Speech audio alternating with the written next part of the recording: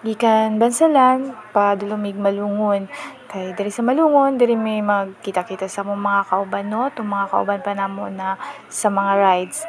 So diri nagsugod for about nagmatami mga 4 AM in the morning.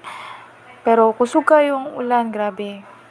Nya tungod sa ulan wala na lang mi nagpadayon og sayo. Nakalakaw jud may mga 6:30 na.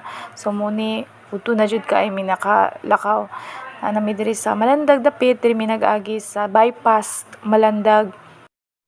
Anyway, kini na dalan is gikan Malandag, among pagawas ani is patupi na pa South Cotabato. Pero amo ang adun jud is ang Sultan Kudarat na 6 hours jud amo ang biyahe patupi no. So naabot na gyud mi diri sa Tupi. Naumo na gasoline station. Nagpagasolina pa mga kauban. Paadto na mig Sultan Kudarat ani. So ang first destination is ang La Palmera Mountain Ridge.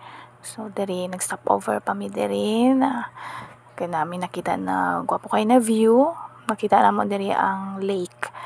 So grabe ka nice ang view diri Ang lake mura siya dagat, naabi na mo dagat pero pagtanaw naman sa Google Map is lake di ay siya.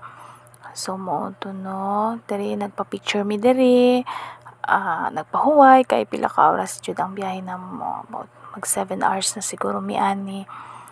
Na kuan grabe ka kapoy pero worth it kaayo ang mo ang pagbiyahe.